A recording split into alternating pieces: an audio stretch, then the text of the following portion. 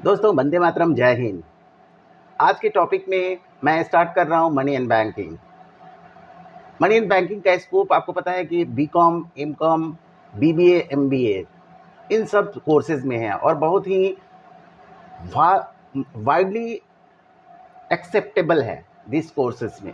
तो आपको ये ध्यान रखने की ज़रूरत है कि लगभग सारी यूनिवर्सिटीज़ में मनी एंड बैंकिंग के कोर्सेज में जो सिलेबस है सेम ही है। तो आज मैं स्टार्ट करूंगा मनी एंड बैंकिंग में what is money, definition and functions of money. तो इसको देखने के लिए मेरे साथ वीडियो में अंत तक बने रहिएगा। और अभी तक अगर चैनल को सब्सक्राइब नहीं किया है तो सब्सक्राइब कर लीजिए, और इसको अगर ये वीडियो सही लगेगा तो आप इसको शेयर और लाइक ज़रूर कर दीजिएगा। तो चलिए स्टार्ट करते हैं। मनी मनी क्या है? अमूमन हम लोग जानते हैं मनी को कि ये एक तरह से पैसा, नॉर्मली भाषा में हम लोग बोलते हैं पैसा। और जो डिफिनीशन दिया गया है मनी का, उसको हम लोग देख लेते हैं कि मनी का डिफिनीशन जो दिया गया है, money is a commodity which is use to denote anything which is widely accepted in payment of goods in a discharge of other business obligation, discharge of other business obligation. बिल्कुल दोस्तों, money का जो संचार है, money के बारे में जो बताया गया, ये रॉबर्टसन का कहा हुआ है। और रॉबर्टसन ने ये बोला है कि ये एक तरह से बहुत एक्सेप्टेड है, वाइडली एक्सेप्टेड चीज़ होता है। ये मनी अगर आ गया तो ये पूरे मास में इसको एक्सेप्टेंस मिलती है, और ये हर तरह के व्यापार में इसको लागू किया जा सकता है और इसके द्वारा मनी का एक्सचेंज किया जा सकता है। आगे देखते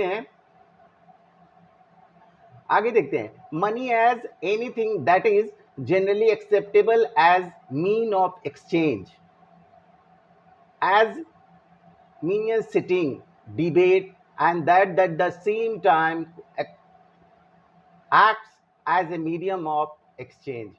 क्राउदर ने ये कहा, ये डिफिनीशन जो दिया है क्राउदर का, कि मनी एनीथिंग, कुछ भी हो सकता है, बट जनरली इसका कॉन्सेप्ट जो होता है मास को एक्सेप्टेबल हो और गुड्स को एक्सचेंज करने में साथ साथ इसको मीडियम के रूप में लाया जाता है।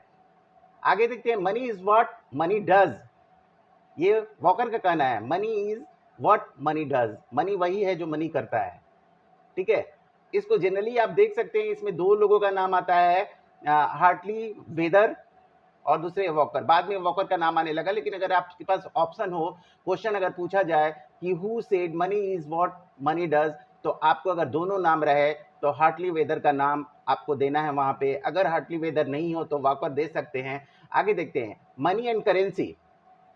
मनी एंड करेंसी में क्या है? तो करेंसी को पहले देखते हैं। The term currency includes metallic coins and proper notes.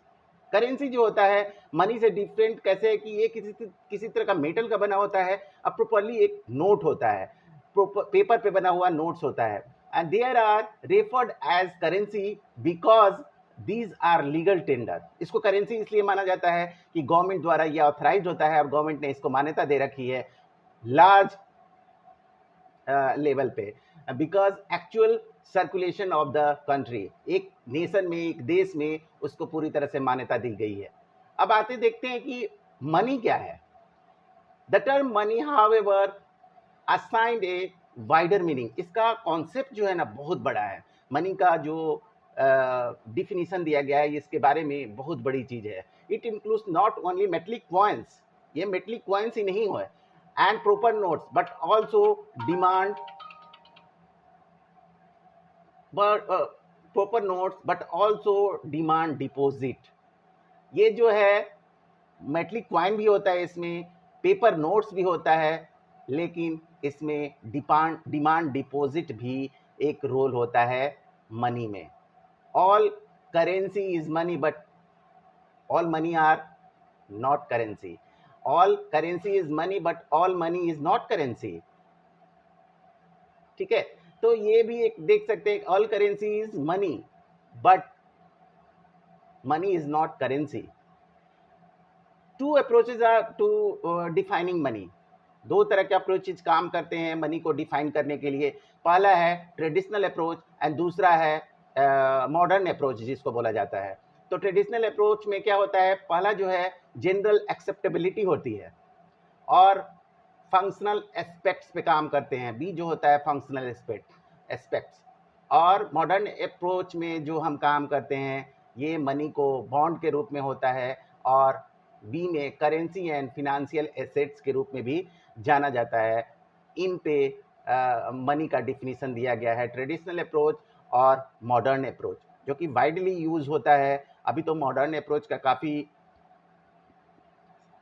प्रचार है, इसके बारे में लोग जानते हैं। अब आते हैं फंक्शंस ऑफ मनी। तो यहाँ पे देखते हैं फंक्शंस ऑफ मनी में तीन तरह के मनी होते हैं, primary function, secondary function and contingent function.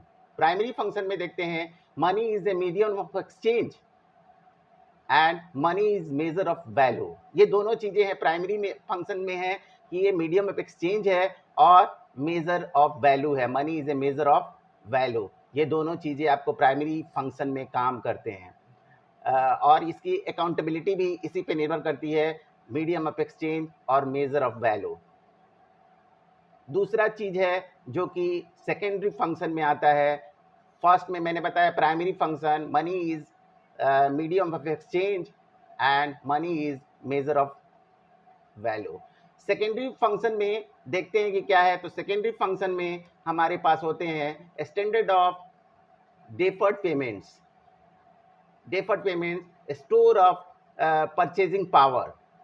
Secondary function में पहला में है standard of deferred payments and store of, B में store of purchasing power and C में means of transferring purchasing power. ये तीनों जो है पॉइंट्स ये सेकेंडरी में आते हैं और ये सेकेंडरी का भी वाइडली यूज होता है इन सब चीज़ों का। और इसमें कभी कभी means of transferring purchasing power को एक तरह से फीडबैक में नेगेटिव भी रखा जाता है। अब आते हैं कॉन्टीजेंट फंक्शन। ये क्या क्या है? तो कॉन्टीजेंट फंक्शंस में आता है basic of credit. Basic of credit A में है, फिर बी में है distribution of social income, distribution of social income. Third one helps to equalize marginal utilities and marginal productivity. दोस्तों एक चीज़ तो इसमें ध्यान देने वाली है बात की, ये जो चीज़ें हैं जो मैं बता रहा हूँ ये वाइडली यूज़ है और बहुत सारी यूनिवर्सिटीज़ में इसको तरह तरह के बुक से लिया गया है और लेके फिर इसको इस नोट्स को बनाया गया है, इसलिए इसमें कन्फ्यूज़न की कोई गुंजाइश नहीं है। बहुत हद तक इस नोट्स पे काम किया गया है।